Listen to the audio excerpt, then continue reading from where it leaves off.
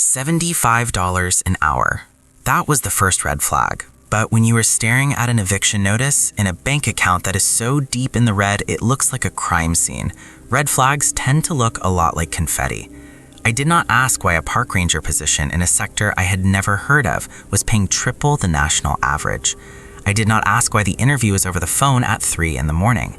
And I certainly did not ask why the previous ranger had quit without collecting his final paycheck. I just packed my bag. My name is irrelevant. Let's just say I am the guy currently sitting in a fire lookout tower 4,000 feet above sea level, watching something that looks like a deer but walks on 2 legs circle the base of my station. I am writing this on a laptop with 5% battery because the generator died an hour ago and the solar panels were smashed by hail that felt more like gravel. If you are reading this, do not apply for the vacancy at Outpost Sierra-Nine. The drive up here should have been my first clue that this wasn't a normal government gig. The Appalachian Mountains are old. Geologists will tell you they are older than bones, older than the Atlantic Ocean, older than Saturn's rings.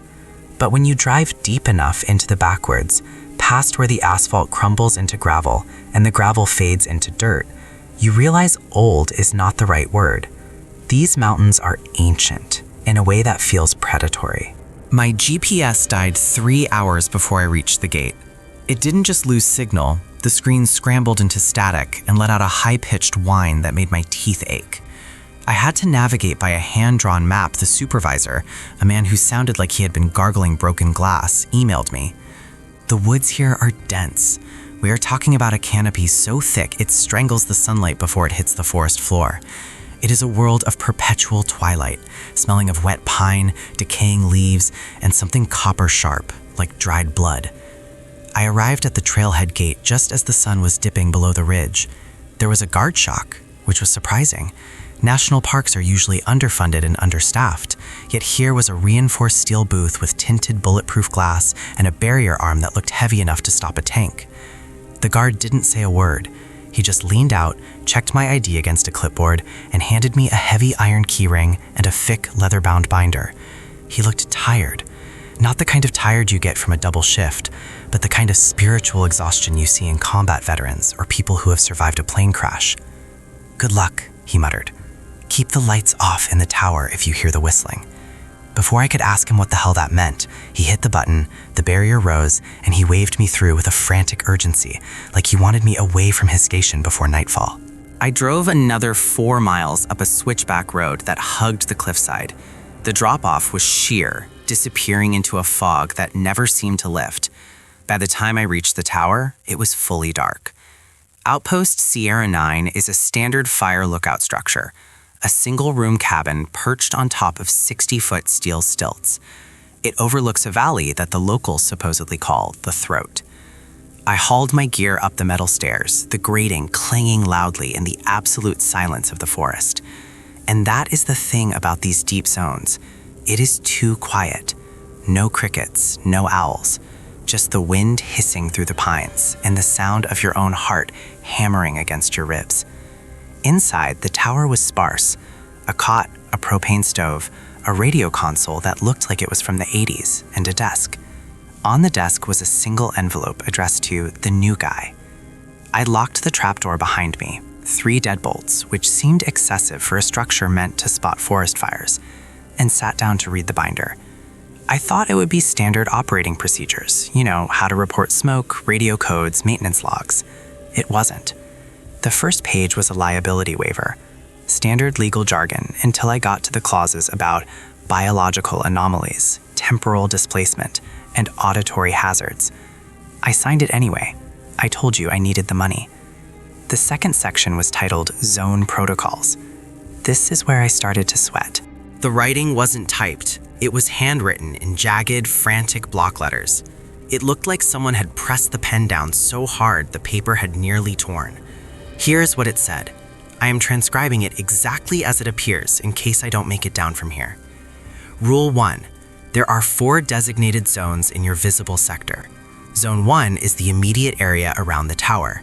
Zone 2 is the hiking trail to the east. Zone 3 is the creek bed. Zone 4 is the dense patch of black spruce to the north. Do not look at Zone 4 for more than 10 seconds at a time. If you stare at it, you will start to see the trees move when there is no wind. If you see them move, they have seen you. Rule 2. The radio is your lifeline, but it is also a trap. You are on channel 4. If you hear static, that is normal. If you hear a woman crying, turn the volume down, but do not turn it off. She wants you to listen.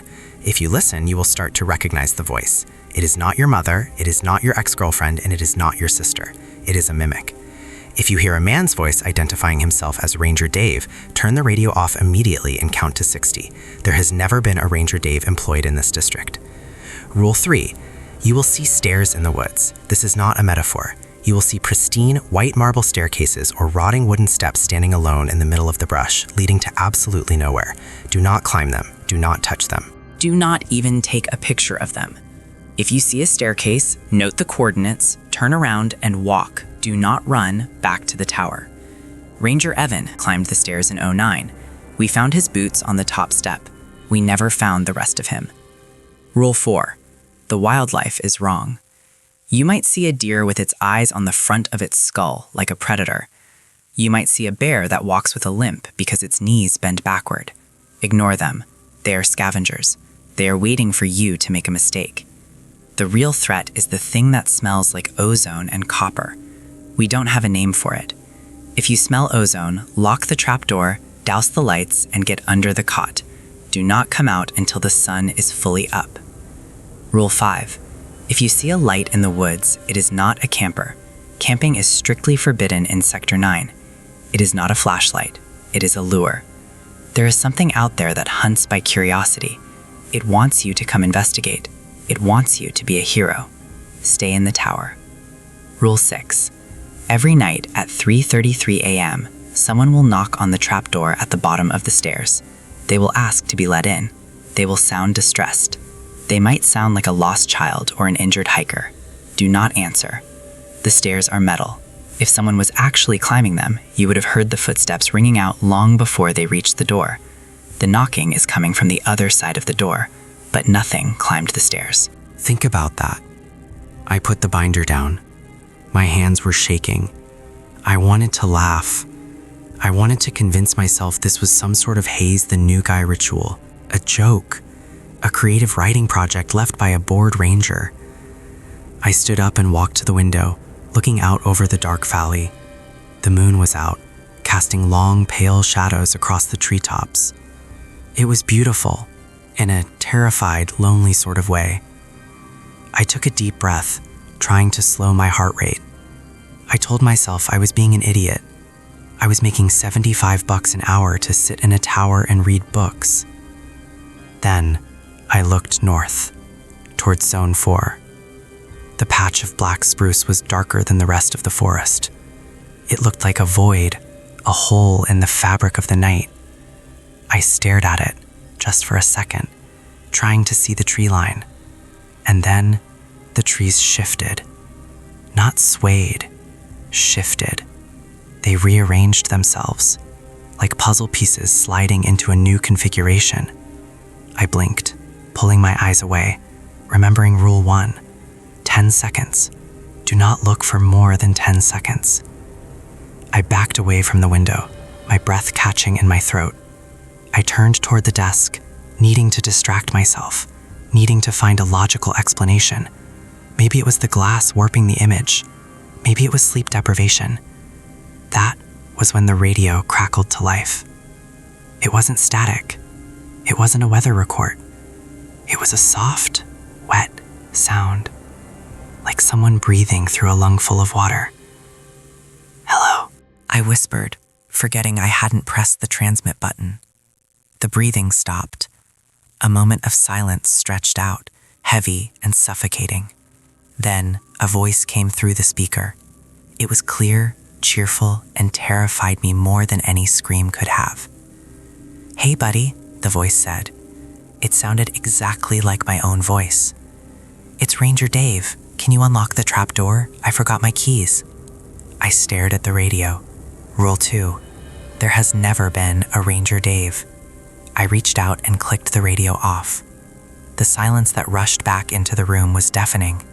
I sat on the cot, clutching the binder to my chest. I looked at my watch. It was 9 p.m.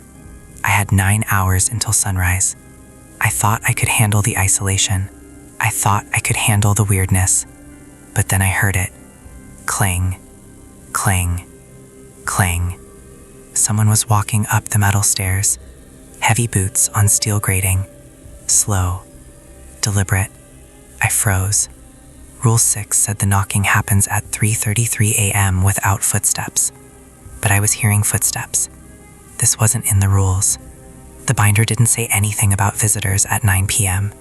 The footsteps stopped at the top landing, right outside the trapdoor beneath my feet. I held my breath. There was no knock. Instead, I heard a sound that made my blood turn to ice. It was the sound of a key sliding into the lock. I scrambled off the cot and threw myself onto the trapdoor, sliding the manual deadbolts home just as the lock tumbled. The handle turned. The door jerked against the bolts. Something down there groaned, a low, frustrated sound that vibrated through the floorboards. Then the voice came again, muffled through the thick wood of the trapdoor. "Open up," it whispered. "I have new rules for you." I am not opening the door. I am not looking out the window, and I am definitely not turning the radio back on. But the scratching sound started 10 minutes ago. It sounds like long fingernails dragging against the steel stilts, circling the tower, spiraling upward. I checked the pay stub they gave me in the welcome packet. The deposit hit my account an hour ago. The money is real. But looking at the darkness pressing against the glass and hearing the thing outside testing the strength of the steel, I don't think I'm going to live long enough to spend it. I backed away from the trapdoor until my spine hit the sharp edge of the metal desk, the echo of that whispered promise, "I have new rules for you," bouncing around the small cabin. A single sheet of paper, folded and stained with something dark and oily, slid through the narrow gap between the floorboards and the trapdoor. It sat there in the moonlight, fluttering slightly from the draft, waiting to be read. I didn't touch it. I knew better than to accept gifts from things that climbed 60-foot steel towers without making a sound. Instead, my trembling hands grabbed the thick leather binder again. I flipped past the zone protocols, past the jagged handwriting, searching desperately for a contingency, an index, anything that explained what to do when the rulebook failed. At the very back of the binder, sealed shut with a strip of brittle red adhesive tape, was a section I had missed.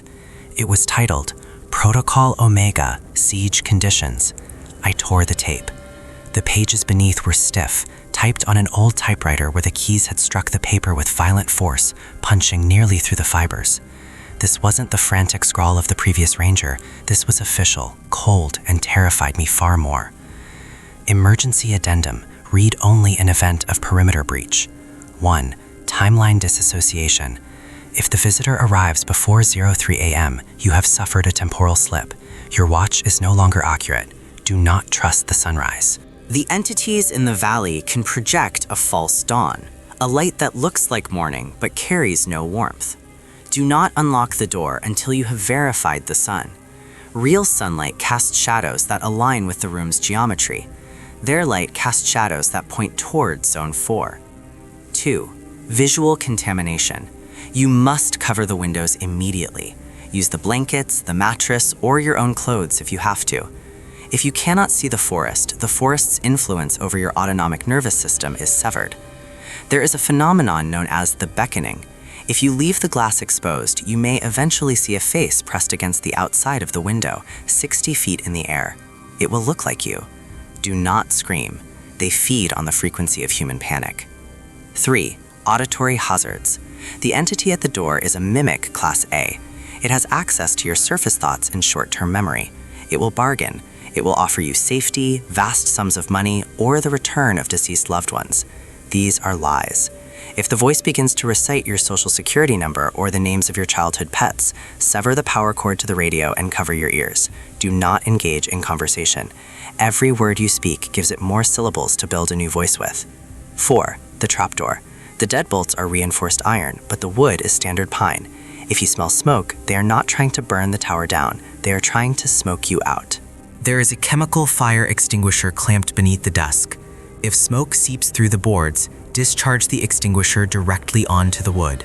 The chemical cold repels them more effectively than physical force. 5. The roof hatch. There is a maintenance hatch in the ceiling leading to the roof platform. Under no circumstances should you open this. The previous tenant, Ranger Halloway, believed he could signal a passing plane from the roof. We found his flare gun melted to the grating. We did not find Ranger Halloway. The roof is not an escape, it is a dinner plate. 6. The last resort. If the trapdoor hinges fail, or if the glass shatters, you have one final option. Open the emergency lockbox. Inside is a flare gun with a single magnesium shell. Do not shoot the entity, it will absorb the heat and only become more aggressive. Instead, fire the flare directly into the dense block spruce of Zone 4. The flash will temporarily disrupt the shifting of the trees, causing a recoil effect in the localized reality. It will buy you roughly 30 seconds of chaos. Jump. The fall will likely break your legs, but the entities prefer whole prey. They might not follow you down. I finished reading, the taste of bile rising in my throat. I looked at the lockbox bolted to the wall near the stove. It looked like it hadn't been opened in decades. Scritch. Scritch. Scritch. The sound came from the floor again. The piece of oily paper the thing had slid under the door was moving. It was being pulled back and forth, vibrating against the wood, demanding attention.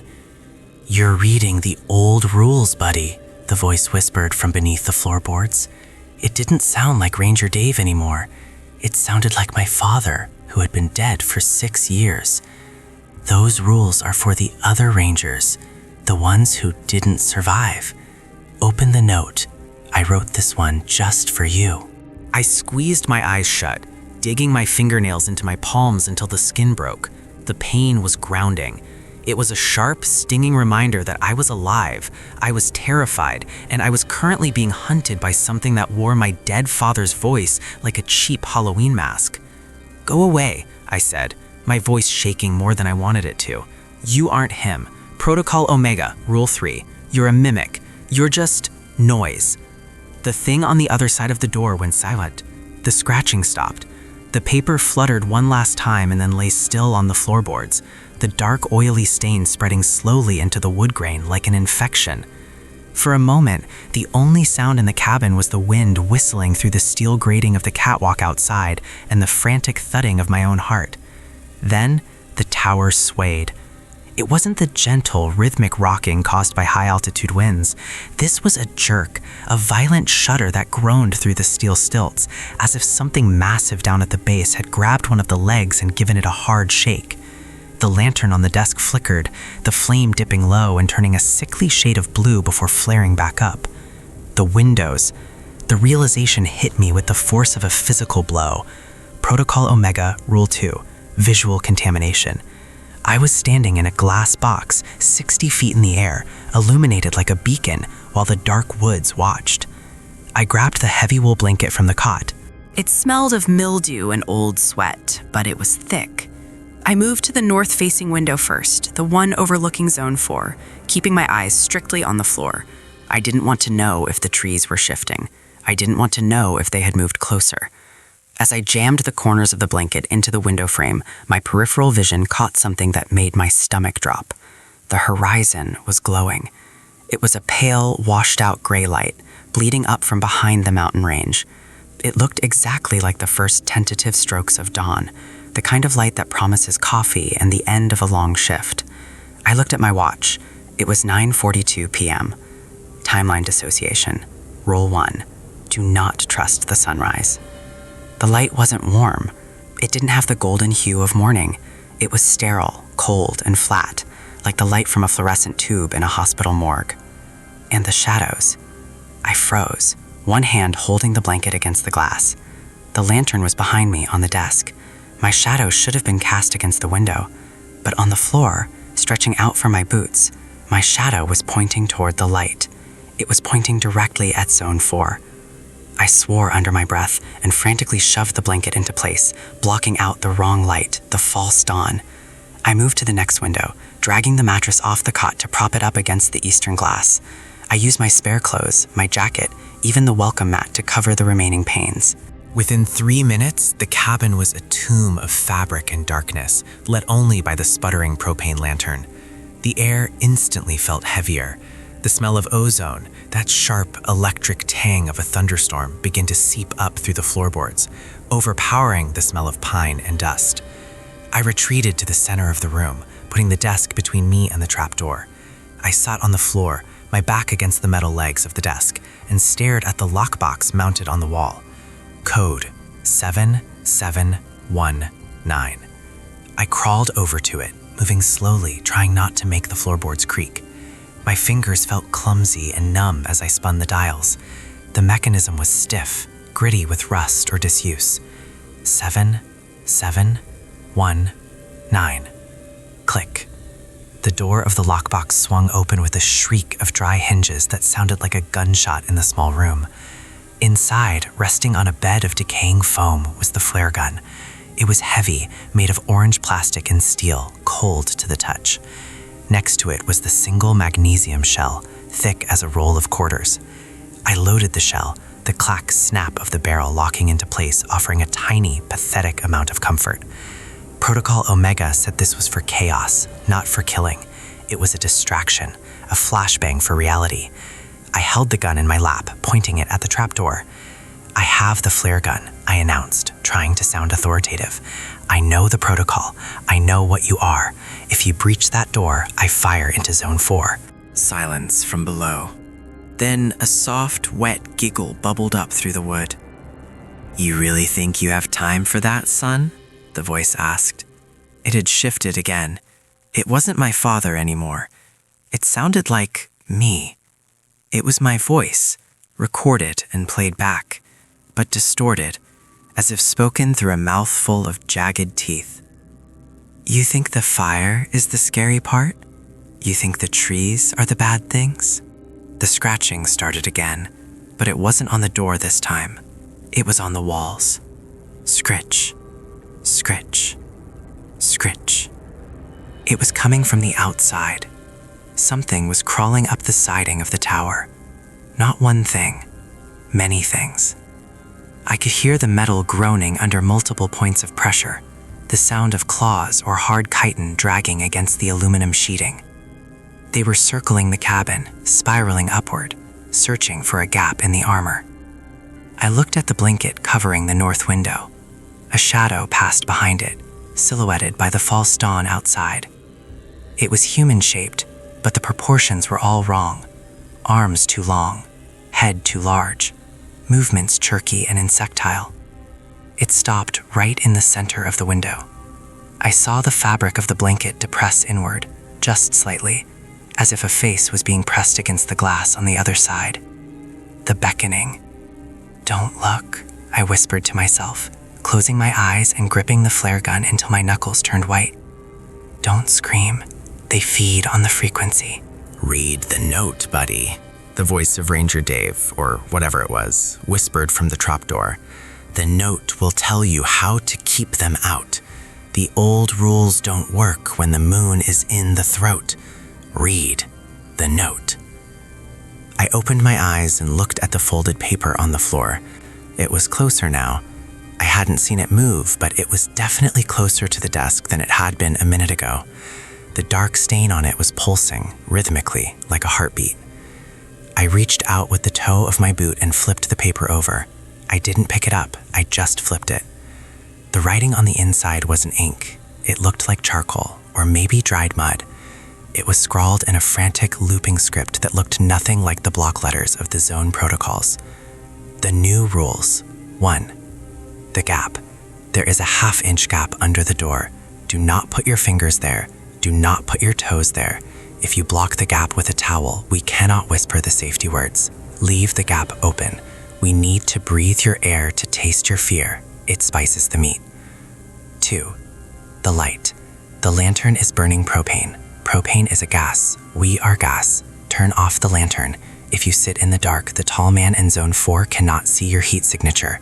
The light is not your friend. The light is a target. Extinguish it. 3. The sleep. You are tired. The air is thin up here. If you sleep, we promise not to open the door until you wake up. It is rude to play with your food while it is sleeping. Close your eyes, count to 10. We will sing you a lullaby. 4. The lie. Protocol Omega is a lie. The flare gun does not disrupt the trees. The flare gun is a dinner bell. Fire it, and everything in the valley, the things in the creek, the things in the mine, the things in the clouds, will know exactly where you are. Do not fire the gun. Put it in your mouth. That is the only escape. I stared at the paper. It was a psychological assault. It was trying to get me to disarm myself, to blind myself, to give up. Nice try, I muttered, kicking the paper back toward the door. Is it? The voice asked. Are you sure? Look at the flare gun, kid. Look at the shell. I looked down at the orange flare gun in my hand. I looked at the magnesium shell loaded in the breech. Stamped on the side of the shell in faded black ink was a manufacturing date, November 1964. I glanced at the binder on the desk. Protocol Omega had been typed on a typewriter dated 1998. The shell was 30 years older than the protocol. It's a dud, kid, the voice whispered, sounding sympathetic now, sounding like my dad again. Powder degrades, primers rot. You pull that trigger and all you're gonna get is a click. And then I'm going to be very, very angry. My mouth went dry. He could be lying. Rule 3 of the siege conditions that the entity lies, but the date on the shell was real. I could see the oxidation on the brass rim. Scritch, scritch. The pressure against the north window increased. The blanket was being pushed inward further, straining against the tacks I had used to secure it. The glass began to whine, a high-pitched vibration that set my teeth on edge. Let me in, the voice coaxed. I can protect you from the ones outside. They aren't like me. They don't want to talk.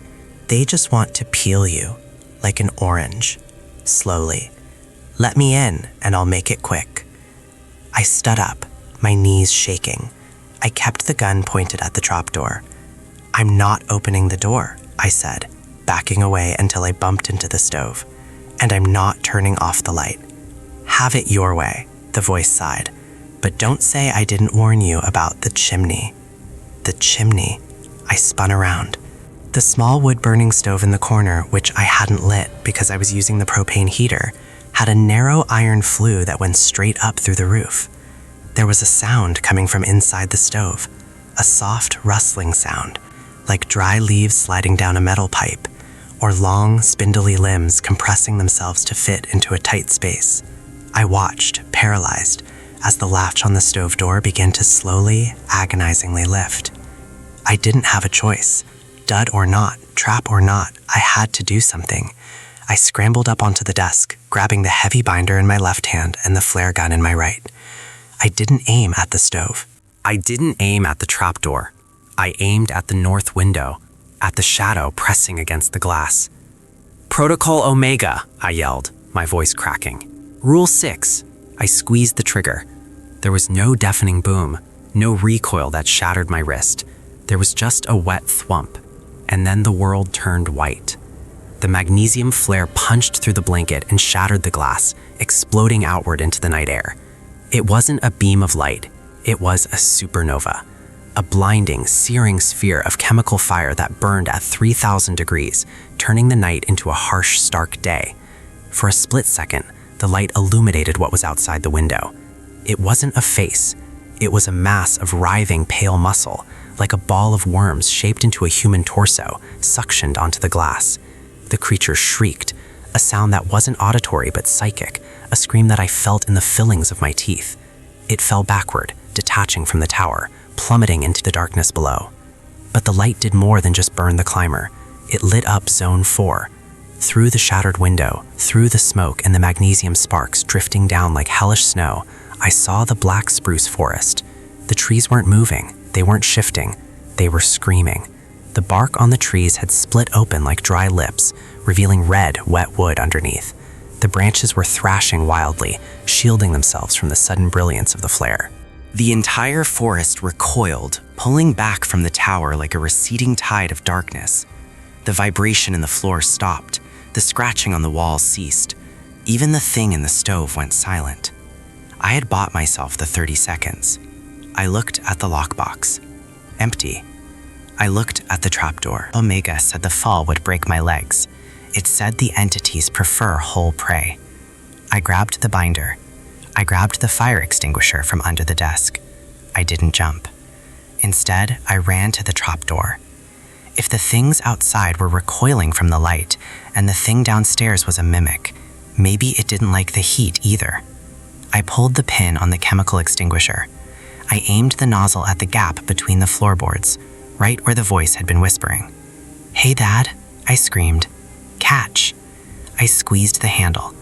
A blast of freezing chemical powder erupted into the gap, flooding the space beneath the trapdoor. There was a sound like sizzling bacon, followed by a roar of indignation that shook the entire cabin. I didn't wait to hear what it had to say next. I unlocked the deadbolts. This was insane. This was suicide.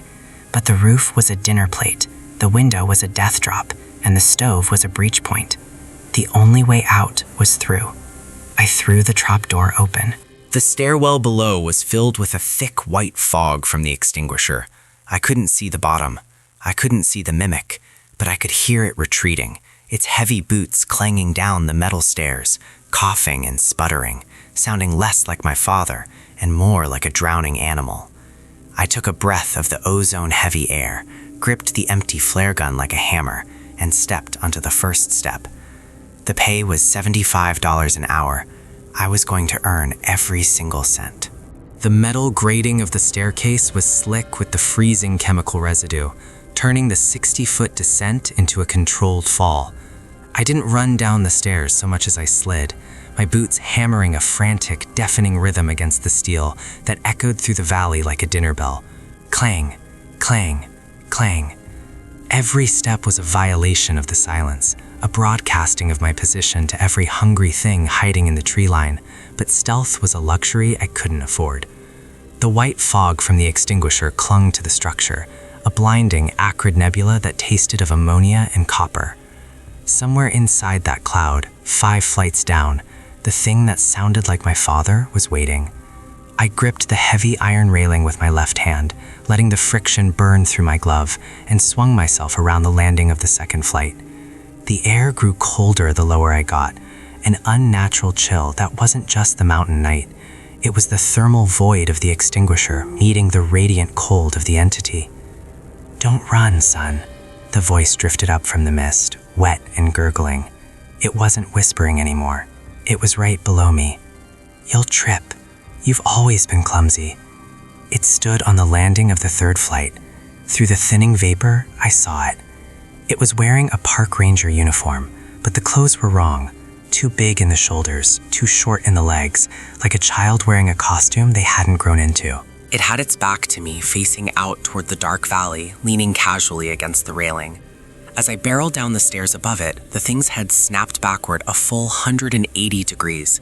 There was no face, just a smooth, pale expanse of flesh where features should have been, rippling like disturbed water.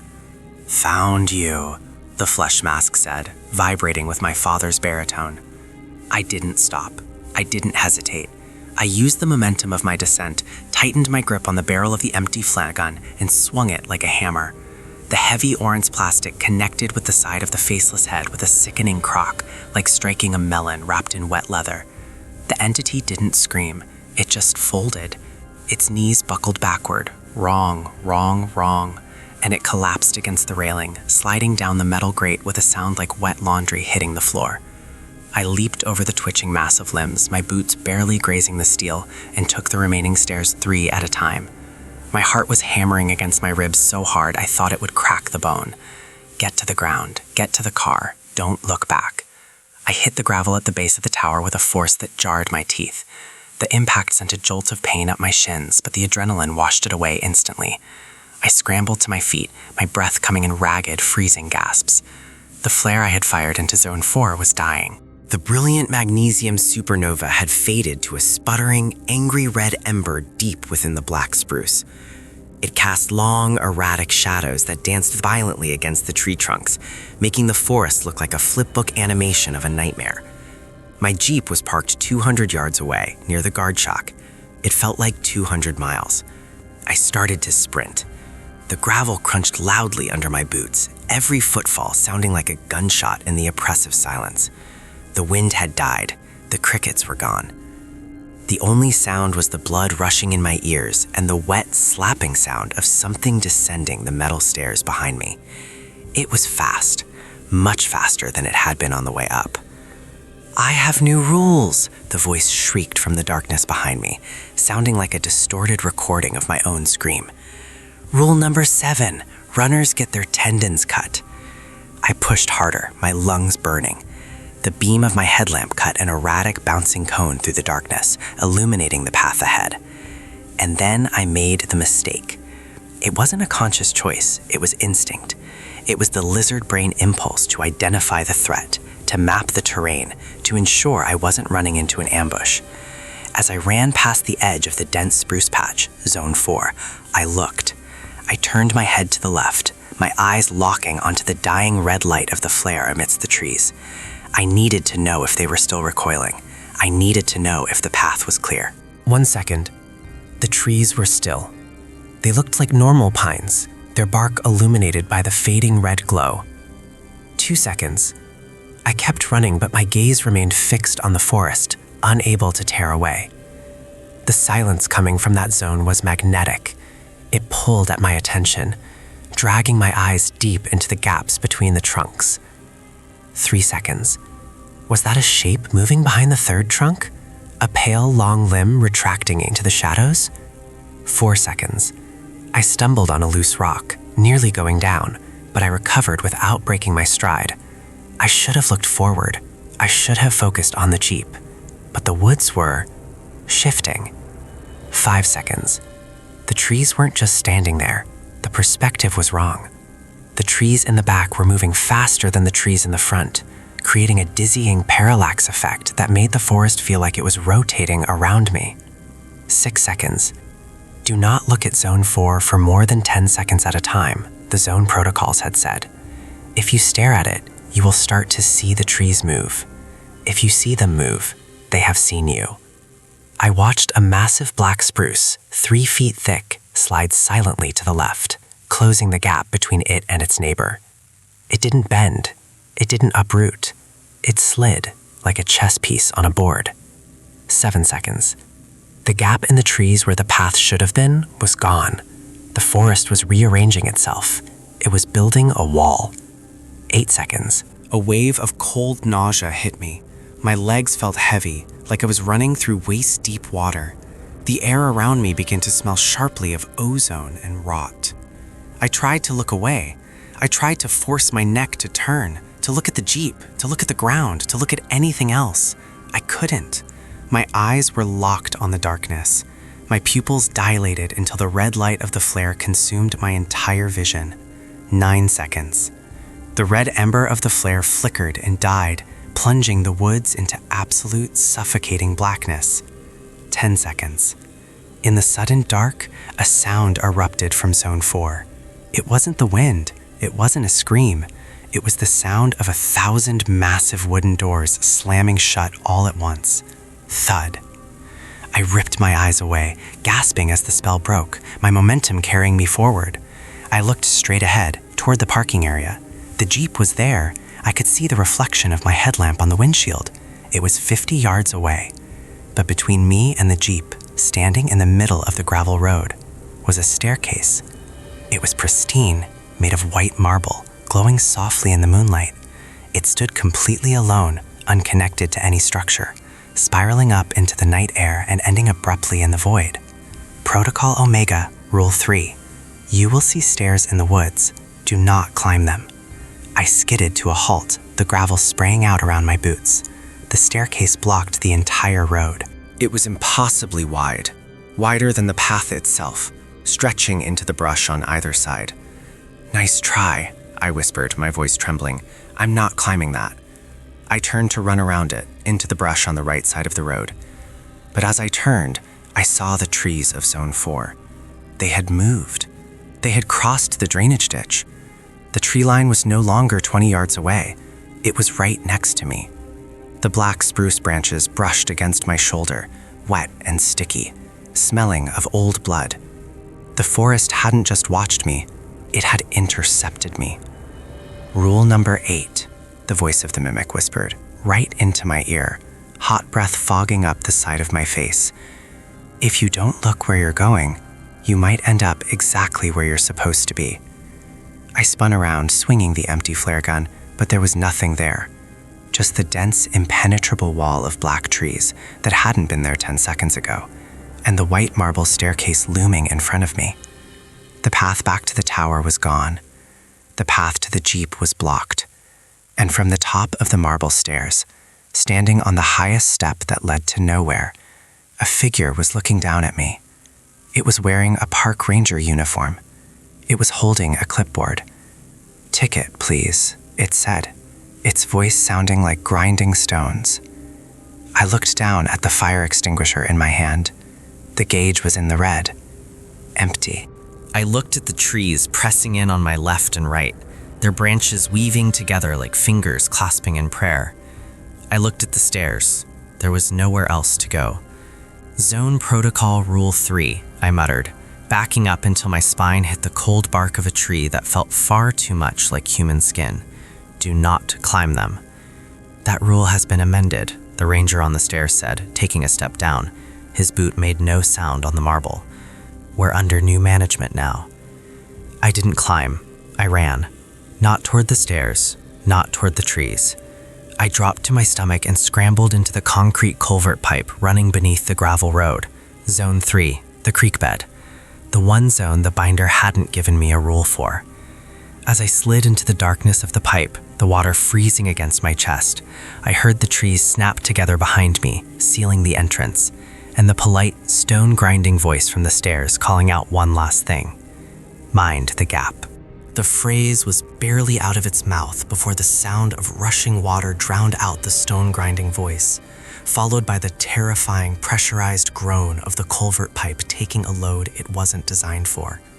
I clawed my way forward, my elbows scraping raw against the rough concrete, dragging my paralyzed legs like dead weight as the icy slurry slammed into my boots. They hadn't just sealed the entrance, the trees had crimped the pipe like a garden hose, and now the backed-up pressure from the creek was turning my hiding spot into a drowning chamber. I didn't turn my headlamp on. If the trees had eyes and the shadows had teeth, a beam of light in a dark tunnel was just a target indicator. Rule 2 of the new rules, the light is a target. I relied on touch, jamming my fingers into the grit and slime of the pipe floor, pulling myself deeper into the suffocating blackness. The air here was stale, smelling of wet fur and that sharp, metallic copper tang, but underneath it lay a sweeter, more nauseating scent, like rotting lemons and ammonia. Thud, thud, thud. Dust drifted down from the curved ceiling, landing in my wet hair. The ranger on the stairs wasn't chasing me. He was walking along the gravel road directly above my head, tracking my movement through 3 feet of earth and asphalt. "He's in the drain," the voice whispered, vibrating through the road surface and resonating in the pipe like a tuning fork. It sounded heavy, geological. "Tell the cleaner it's lunchtime. The cleaner." I held my breath, my heart hammering against my ribs like a trapped bird. The water was rising fast, creeping up my chest to my collarbone, freezing the air in my lungs. I crawled faster. The exit had to be close. A standard road width is maybe 30 feet. I had crawled at least 20. Then my hand reached out for the next purchase and found only empty air. I froze. The concrete floor ended abruptly. I reached down, my fingers trembling in the dark. There was a void. A jagged break in the pipe where the sections had separated, leaving a fissure about 2 feet wide before the concrete resumed. A draft of hot, humid air hit my palm from below. This wasn't just a crack. The culvert had been built over a sinkhole, or perhaps the sinkhole had been built under the culvert. Mind the gap. And from down in that hole, echoing up from the bowels of the mountain, I heard it. Slurp. It was a wet suction cup sound, like a boot pulling out of deep mud. Slurp. Click, slurp, click. Something was climbing up the walls of the sinkhole, something with sticky pads and hard claws. I was trapped. Behind me, the water was rising, blocked by the sentient timber of Zone 4. Above me, the Stone Ranger patrolled the lid of my coffin. Ahead of me lay the gap, and coming up through it was the thing that smelled of lemons and death. I huddled into a ball as much as the cramped space allowed, pulling my knees to my chest to keep them out of the gap, floating slightly in the rising water. I squeezed my eyes shut so tight I saw sparks. Protocol Omega, Rule 3, do not engage. New rules, Rule 3, close your eyes, count to 10. We will sing you a lullaby. I didn't count. I bit my lip until I tasted blood, using the sharp spike of pain to anchor my mind. You are a rock. You are a piece of driftwood. You are not meat. The slurp click stopped right at the edge of the gap, mere inches from my face. I could feel the heat radiating from it. It wasn't cold like the others. It was fever hot, a biological furnace. The smell of ammonia was overpowering, making my eyes water even behind my closed lids. Is it a soft one? A new voice rasped. It didn't come from a mouth with lips and a tongue. It sounded like it was being vibrated through stridulating legs, like a massive cricket trying to mimic human speech. Or is it crunchy? I forced my diaphragm to lock, suspending my breath. A long fin feeler, slick with mucus, brushed against my forehead. It topped my nose. It traced the line of my clenched jaw. It felt like a raw nerve ending sliding across my skin. I screamed inside my own skull, screaming at my heart to stop beating, screaming at my pores to stop sweating. It's cold, the cricket voice chittered, the sound clicking and popping. It's wet. No heartbeat, just garbage. The feeler retracted. Trash, the thing hissed. I want fresh meat. The one in the tower was spicy. The slurp click resumed, but it was moving away. It was climbing up past me, squeezing its way into the pipe section behind me, heading toward the blocked entrance where the water was rushing in. It was going to check the seal. This was my chance, my only chance. I waited until the wet sounds were behind me, counting the seconds by the thudding of my own pulse. I reached across the gap, my fingers finding the jagged lip of the continuing pipe. I pulled. I launched myself across the 2-foot void, my legs dangling for a terrifying second over the abyss where the hot wind blew before I scrambled into the far section of the culvert. I didn't care about noise anymore. I crawled like a madman, shredding the skin on my knees, splashing through the shallow water on the other side. Light appeared ahead. Moonlight. Real, pale, beautiful moonlight filtering through weeds. The exit. I burst out of the end of the pipe, tumbling down a grassy embankment into the dry creek bed on the south side of the road. I rolled onto my back, gasping for air, clutching the empty flare gun to my chest like a talisman. I was out. I was in Zone 3. I scrambled up the muddy bank, keeping low, my eyes darting toward the road. The culvert pipe ran under the asphalt, but the embankment above it was quiet. The ranger on the stairs was gone. The white marble staircase was gone. The road was just a road again. My Jeep was parked 20 yards away. I could see the reflection of the moon on the windshield. I sprinted. I didn't look at the woods. I didn't look at the sky. I focused entirely on that door handle. I reached the Jeep, fumbling for the heavy iron keyring the guard had given me. My fingers were numb, clumsy blocks of ice. I found the Chrysler key. I jammed it into the lock. Turn, click. The door opened. I threw myself into the driver's seat, slamming the door and locking it in one fluid motion. Safe, I wheezed, leaning my head against the steering wheel. Safe. I jammed the key into the ignition. Crank, crank, crank, click. Dead pottery. The silence that settled over the car was heavy, absolute, and mocking. Then, the radio turned on. I hadn't touched it. The display lit up with a sickly green glow. It wasn't tuned to a station. It was just static.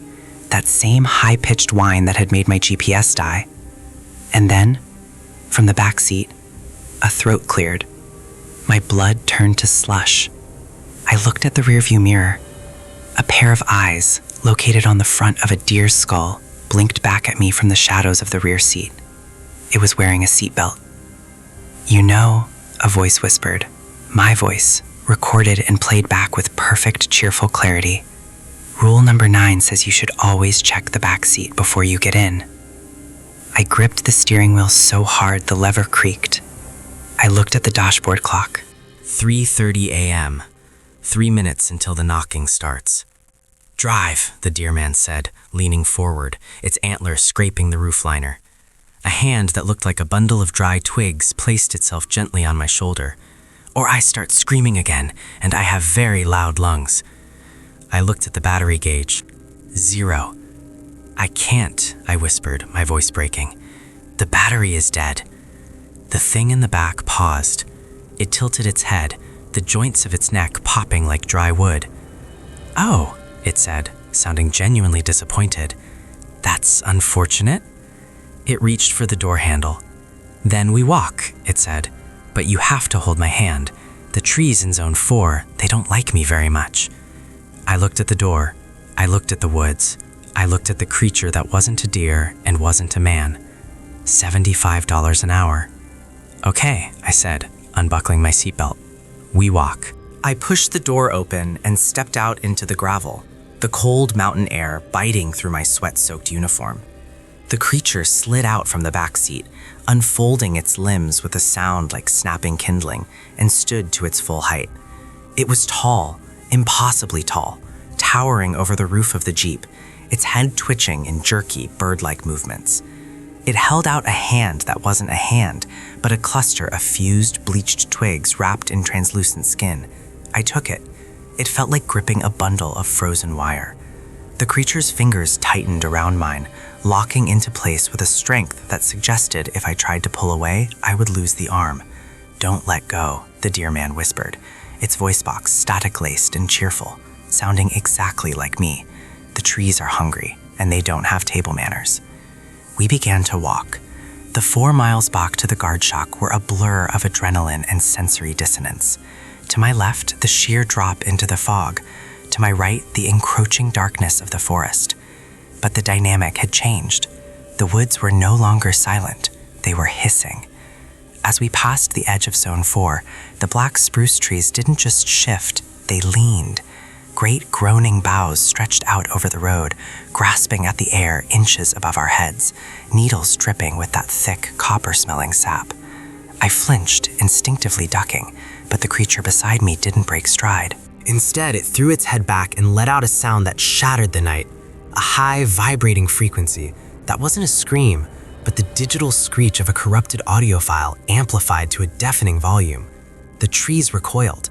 They shuddered violently, pulling their branches back as if burned, the wood groaning in frustration. See? The deer man said, squeezing my hand until my knuckles popped. They're afraid of the static. They like the quiet meat. You're loud meat now.